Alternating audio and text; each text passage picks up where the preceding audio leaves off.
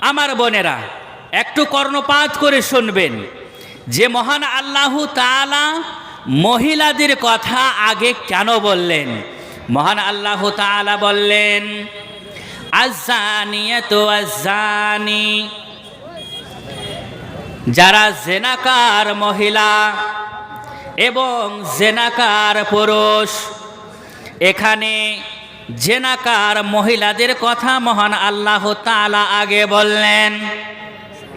এই জন্য আগে বলেছেন, এই দুনিয়ার মহিলারা, এই পৃথিবীর মহিলারা শুনে নাও, ভালো করে শোনো, তোমাদেরকে আগে সতর্ক হতে হবে, তোমাদেরকে আগে পর্দায় থাকতে হবে, তোমাদেরকে আগে এই পাপ থেকে বাঁচতে হবে।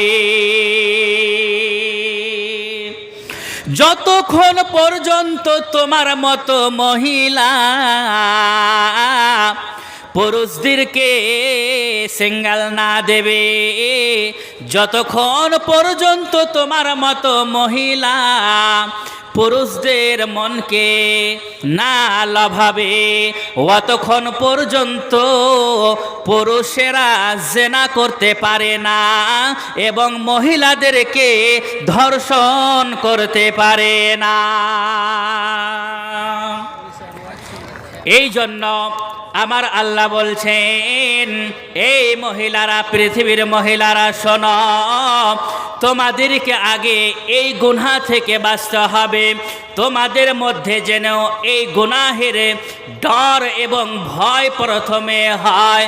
কখনো তোমরা পুরুষদেরকে মৌকা দেবে না, কখনো তোমরা পুরুষদেরকে নিজের সৌন্দর্য দেখাবে না, নিজের সৌন্দর্য দেখিয়ে তাদেরকে তোমার দিকে ধাপিত করবে না, তাদেরকে আহ্বান করবে না। এই জন্য মহান আল্লাহ তাআলা পর্দা করতে বলেছেন। এই দুনিয়ার মহিলারা, তোমরা পর্দায় থাকবে, বেপর্দা হয়ে গলি গলি এবং কান্টাতে যাবে না, রাস্তা পথে তোমরা বেপর্দা হয়ে যাও না। কেননা যেই সৌন্দর্য মহান আল্লাহ তাআলা তোমাকে দান করেছেন, এই সৌন্দর্য যদি পুরুষেরা দেখে তাহলে তাদের মধ্যে জেনার চাহিদা জেগে উঠবে, তাদের মনটা খারাপ হবে, আর তখনই তোমাকে ধর্ষণ করবে। সাবধানে থাকিও নারী পর্দার আড়ালে, সাবধানে থাকিও নারী পর্দার আড়ালে। হাদিসে হারামে লিখে অন্য দেখিলে, হাদিসে হারামে লিখে অন্য দেখিলে, সাবধানে থাকিও নারী পর্দার আড়ালে। শোনো নারী বিনয় করি, যাইও না পর্দা ছাড়ি। শোনো নারী বিনয় করি, যাইও না পর্দা ছাড়ি। সুপারিশ করবেন না নবী, সুপারিশ করবেন না নবী দায়ুষ হলে, সাবধানে থাকিও নারী পর্দার আড়ালে, সাবধানে থাকিও নারী পর্দার আড়ালে।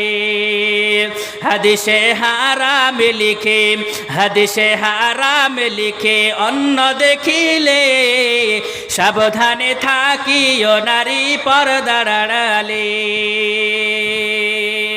শর্ট কাটিংয়ের জামা পরে, ঠোঁটে গালে আলতা মেখে, শর্ট কাটিংয়ের জামা পরে, ঠোঁটে গালে আলতা মেখে,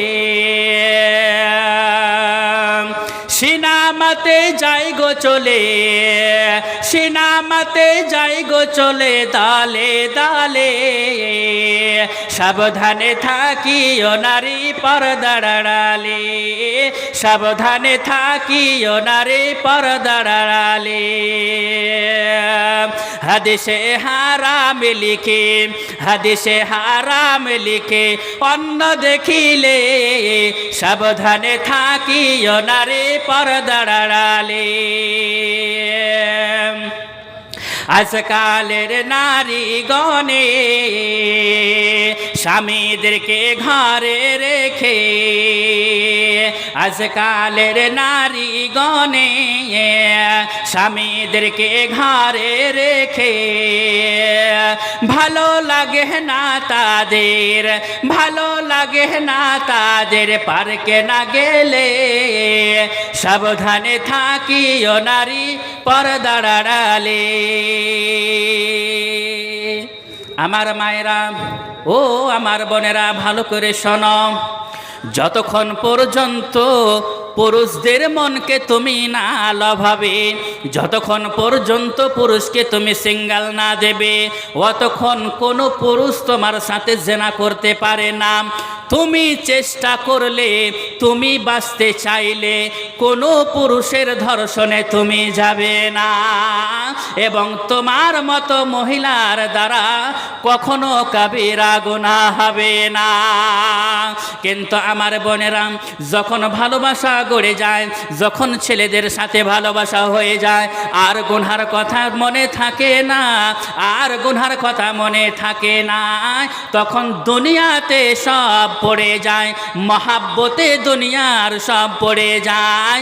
এবং আমাদের মতো আমাদের মতো নওজোয়ানেরা, মহিলারা তখন জেনার মতো কাবিরা গুনাহ করে বসে। এই জন্য বলা হয়েছে যে কাবিরা গুনাহ মারাত্মক গুনাহ। যাই হোক, একটা অংশ হাদিসের হলো যে বিশ্বনবী বলছেন শাইখুন জানিন, যে জেনাকার বয়স্ক মানুষ।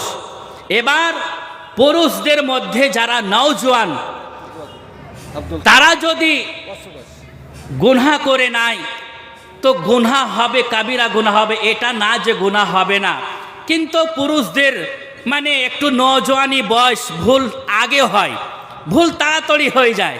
কিন্তু একজন বয়স্ক মানুষ বিবাহ হয়েছে, তার স্ত্রী রয়েছে, বউ চলে এসেছে ঘরে, নাতি পোতা আছে, তার মতো লোকের কেন এগুলো গুনাহ হবে বাবাজি? কেন হবে আমার মায়েরা? যদি হয় তাহলে বিশ্বনবী কি বললেন? তার দিকে আল্লাহ চেয়ে তাকাবেন না, কাবিরা গুনাহ হবে, আল্লাহর কাছে ক্ষমা চেয়ে নিয়েন। কি নামে দিয়েছে? আব্দুল তৌফ নামে দিয়েছেন 1000 টাকা। সুবহানাল্লাহ। আল্লাহ তুমি এই দানে খুশি হয়ে যাও। আল্লাহ গো, যে নিয়াতে আমার বাবাজি দান দিয়েছে, আল্লাহ তুমি সেই উদ্দেশ্যকে পূর্ণ করো। আল্লাহুম্মা আমিন, আমিন সুম্মা আমিন। আমার বাবাজিরা, আমার মায়েরা, একটা অংশ হাদিসের হয়েছে, আরো 2টা রয়েছে অংশ, আরো 2টা রয়েছে।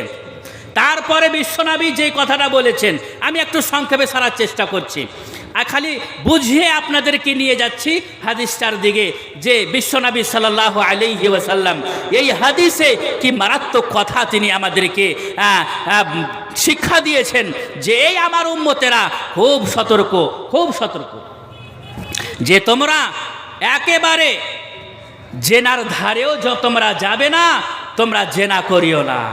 জেনার মতো গুনাহ যদি তোমরা করো তাহলে কিন্তু বড় পাপ হবে, খুব বড় পাপ হবে। বক্তা কি এসে গিয়েছে? এসে গিয়েছে? আচ্ছা, যাই হোক, তো আমার শাইখ সাহেব এসে গিয়েছেন।